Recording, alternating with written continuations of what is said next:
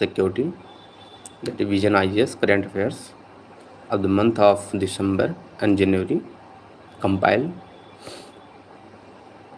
Actually, I have taken the classes from the Vision IS for the 2 years, and so let's start this classes.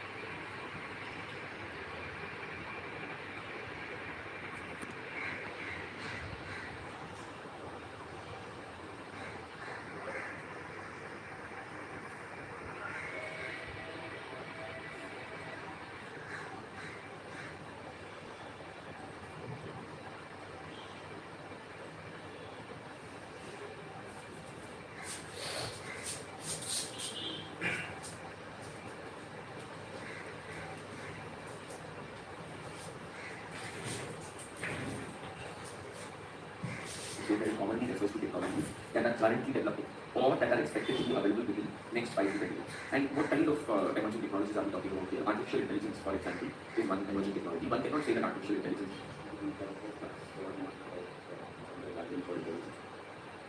cryptocurrencies or whether it's complex challenges in India's internal security by the emerging technologies. So the question is first and foremost, what do we mean by emerging technologies? So emerging technologies refer to those technology, that particular field of science and engineering, which is expected to become big in the next few coming years or is already in the stage of it. So you can find the definition of emerging technologies here. It says that it commonly refers to technologies that are currently developing or that are expected to be available within next 5 to 10 years. And what kind of emerging technologies are we talking about here? Artificial intelligence, for example, is one emerging technology. One cannot say that artificial intelligence and technology is completely different. There's still a lot of ongoing growth that is happening. Same could be said with respect to drone technology as well. Yes, we have adopted drone technology for various security purposes, but its mainstreaming into the civilian applications is yet to be done in India. Then apart from that, there are a number of other newer technologies as well, whether it is cryptocurrencies or whether it is the surveillance with the help of the robots, etc. So all of these are newer technologies that are emerging.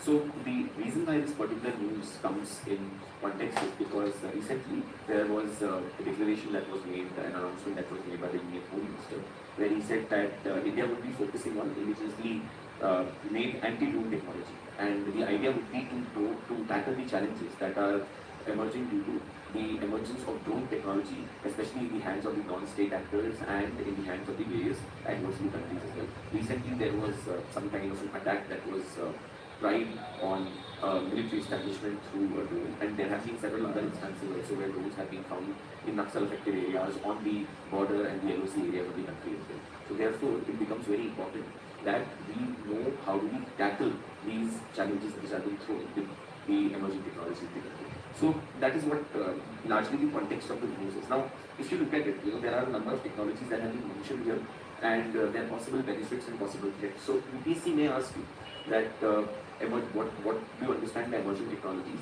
and what is the kind of challenges that the emerging technologies are throwing up with respect to internal security of the country. So first you have to define emerging technologies and probably give some examples as have been provided here. For example, you could talk about drones, the unmanned aerial vehicles, and how they are being used by the non-state actors as well as by the adversary states in order to conduct surveillance, as well as in order to carry out various terror attacks, etc. Then on top of that, you could be talking about artificial intelligence as well, that how the terrorists are now planning terrorist attacks with the help of the AI technology, with the help of the use of the data from the analysis through various social media websites, and then trying to track the movement of the security forces, and then using artificial intelligence or technology in order to cause damage to India's internal security. Apart from that, cyber technology is also something that we can talk about, that how there have been significant number of cases of cyber attacks on the various websites in India. Recently, Prime Minister's account was hacked, Twitter account was hacked by hackers. Then there have been attempts that have been made at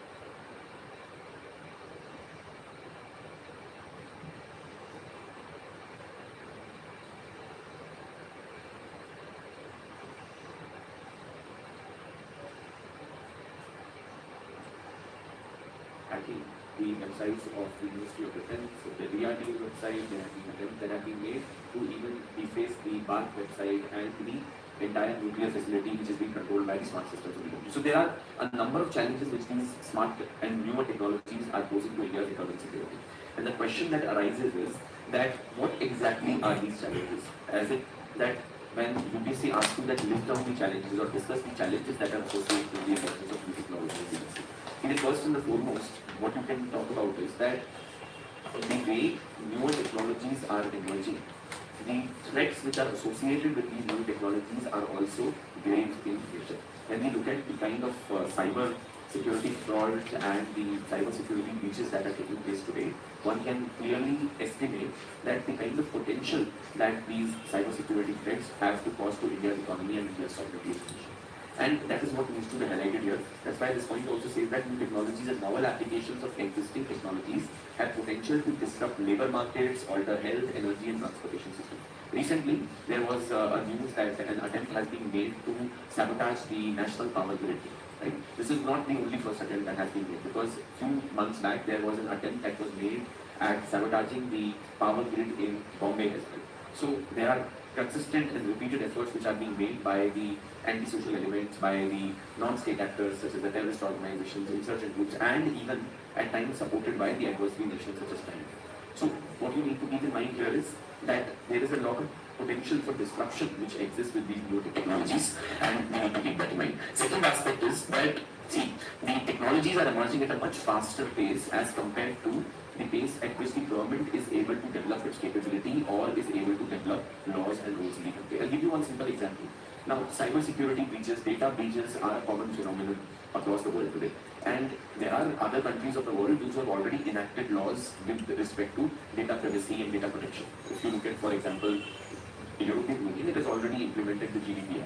And even before the GDPR came into existence, there were already certain laws which were present in the EU member countries. Similarly, if you look at the United States of America, even in states such as California, they have their own state legislation with respect to data protection. But in India, we do not have a specific law dealing with the issue of data protection. Yes, there are certain provisions in the Information Technology Act of 2000. For example, there is Section 43A in the Information Technology Act of 2000 that puts the onus and the responsibility on those companies which are handling the sensitive personal data of the people to handle it as per the rules which have been made by the government.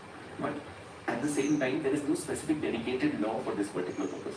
The draft data protection bill, which was also considered by the Bill Sri Krishna committee, and the report which they had given, and after that there has been a joint parliamentary committee also that has been made, which has also provided its recommendation on the draft data protection bill. This bill is pending in the parliament right now. It was supposed to be passed in the budget session of the parliament this year, but unfortunately that has not happened. And because of absence of such a legislative framework, such as Data Protection Act in India, the costs which or the risks which are involved for companies or for individuals who are possessing the data or processing the data of any of the individuals are very less.